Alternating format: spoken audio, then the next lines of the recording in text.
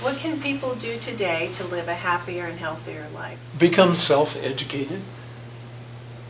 You cannot find any of this information out from your dentist, because if you ask your dentist, is mercury poisonous? And he says, yep, sure is. He's out selling used cars tomorrow. All they have to do is send you a letter, say your license is gone, don't try in the other 49 states because we've informed them, and you will no longer be able to practice dentistry. So you have to educate yourself. The computer and the web and all this kind of stuff, you can get in there and find out all kinds of information. I've written several books on it. One book has been through court 4 times. It has won every time, but the poor little thing just keeps getting beat up because it tells the truth about what these things do to a certain extent. What is the name of that book? The name of that book happens to be It's All in Your Head.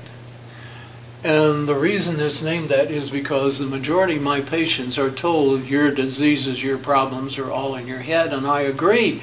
But I say it's the lower third of the head, not the upper third of the head.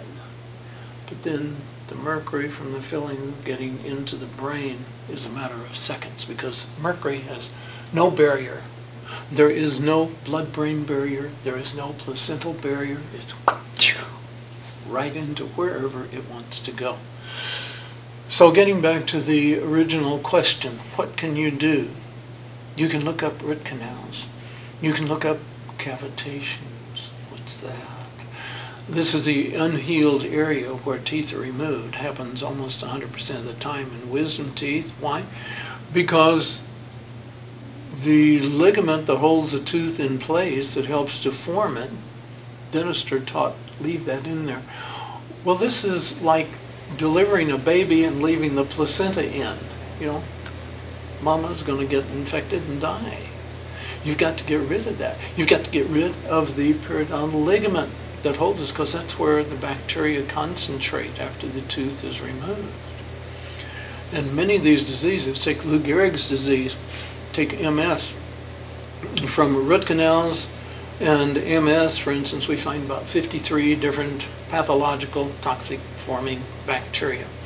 With Lou Gehrig's disease, which is double plus more worse, we're finding as many as 85 bacteria. So there are more bacteria. These things are bacterial infections. Where do they come from? I think there's a question probably down the line that really fits in here. How do these diseases form? And this is something we have found by putting our blood chemistry. I have been working in blood chemistry as a hematologist for over 40 years. The last 4 or 5 years, we've added DNA analysis to that. And the heavy metals in dentistry, like copper and mercury and silver and zinc, these things go up to the bacteria, touch the bacteria, and stimulate it to manufacture a toxin it may not have wanted to produce. Where it used to be that one bacteria gave you one disease. Hey, where does pneumonia come from? From the pneumonia bug. Where did measles come from? Where did mumps? One on one. Now, as the heavy metals touch these bacteria, they can produce as many as 5. One happens to produce 95 different toxins. But for the most part, there are 5. So if a heavy metal like mercury touches the bacteria, it can produce 5 different toxins, which give you 5 different diseases. Where did the disease come from? How do you get rid of it? Well, if you go to a dentist and say, hey, would you take the mercury out of my mouth? They say, can't do that. Can't do that unless it's broken or the tooth is broken or something, or I'll lose my license.